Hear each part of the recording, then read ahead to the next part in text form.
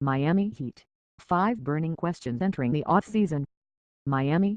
The Miami Heat, from the coaches to the players, would have given anything for a chance to prove in the playoffs their historic second half wasn't a fluke. Although the Heat did their part Wednesday, defeating the Washington Wizards 110-102 at the American Airlines Arena in the season finale, Miami was eliminated from playoff contention when the Indiana Pacers and Chicago Bulls both won, holding onto the NOS 7 and 8 seeds. Miami finished 41-41, climbing back 2.500 by going 30-11 in the second half of the season. The focus now will shift to the future and, like every off-season, the Heat will have plenty of questions to answer. Here are our top 5. Should the Heat bring back Dion Waiters and James Johnson? It's going to be interesting to see how the Heat handle this situation this summer. Both Waiters and Johnson thrived in Miami's system, but their career seasons could work against the Heat. Waiters just completed the first season of his 2-year deal with the Heat, which includes a $3 million player option for next season. He will almost certainly decline that option this upcoming summer with big contract offers expected to come his way in free agency. Johnson will be an unrestricted free agent this summer after playing for the Heat on a 1-year deal worth $4 million.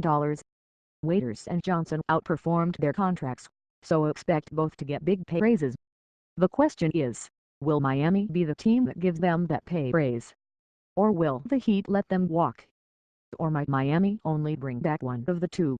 The Heat expect to have about $38 million in cap space when it clears Chris Bosh's contract off their salary cap, and Waiters and Whitley re-opt out of their contracts as expected. Bringing back Waiters and Johnson could cost the Heat around $30 million combined, which would eat up most of Miami's spending money this offseason. This is going to be a tough call for Pat Riley and Andy Lisberg. Could the draft bring any help?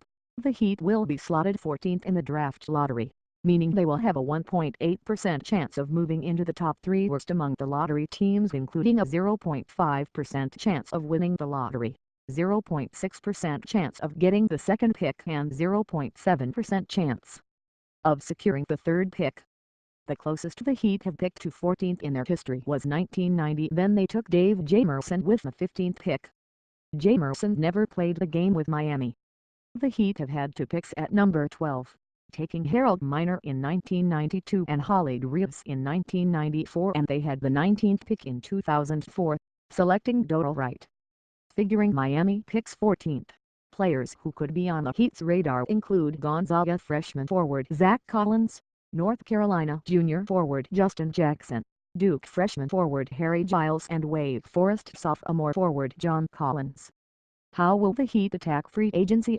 Miami is expected to have about $38 million in cap space if it declines the $6 million team option on Wayne Ellington, a nice chunk that could net Riley his desired whale. But Riley has options. Does he allocate some of that money on his own free agents like Johnson and Waiters? Does he pursue 2 or 3 players who will not command the max like Denver's Danilo Gallinari, Toronto's Serge Ibaka, and, wait for it, Dwayne Wade? Does he still covet the whale and throw the majority of the money at Utah's Gordon Hayward, or, if he's available, the Clippers' Blake Griffin? Riley also could trade cap space for an established star like Carmelo Anthony. And there is an old-fashioned trade. Can Riley convince the Bulls to part with Jimmy Butler or the Pacers to part with Paul George? When will the Heat officially part ways with Chris Bosh? It's been over a year since Chris Bosh last played in an NBA game. Blood clot issues have kept Bosh out of action since February 9, 2016.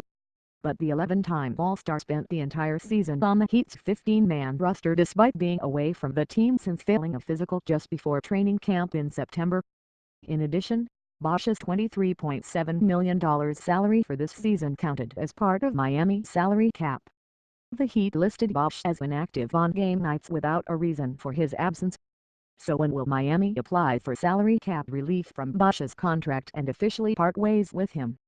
The Heat have been eligible to do so since February 9, but they haven't started the process yet. Why? The Heat were only going to make this move in the middle of the season if they needed Bosh's roster spot to add a player. Now that the season is over, The Heat will almost definitely apply for Bosch's contract to be removed from their salary cap before the start of free agency in July. Bosch is set to be paid $52.1 million over the next 2 seasons, with his current contract expiring after the 2018-19 season. He's guaranteed to be paid the full amount of his current contract whether it counts toward Miami's salary cap or not. How do the Heat view their young pieces entering the offseason? It's been a productive season for Hassan Whiteside and Tyler Johnson, and Josh Richardson was able to salvage his second NBA season late in the year. But injuries ruined Justice Winslow's second NBA season. The 21-year-old entered the season as Miami's starting small forward, with those around the team wondering if he would take the next step. But Winslow was never able to get on track. When Winslow did play this season, he struggled offensively. He averaged 10.9 points on 35.6 shooting from the field and 20% shooting from three-point range, and 5.2 rebounds and 3.7 assists in 18 games before suffering the season-ending shoulder injury and missing the entirety of Miami's 30-11 run over the second half of the season. Now the question is, will Winslow return next season as a better offensive player? We know he's an above-average defender, but his offensive game is still a big question mark.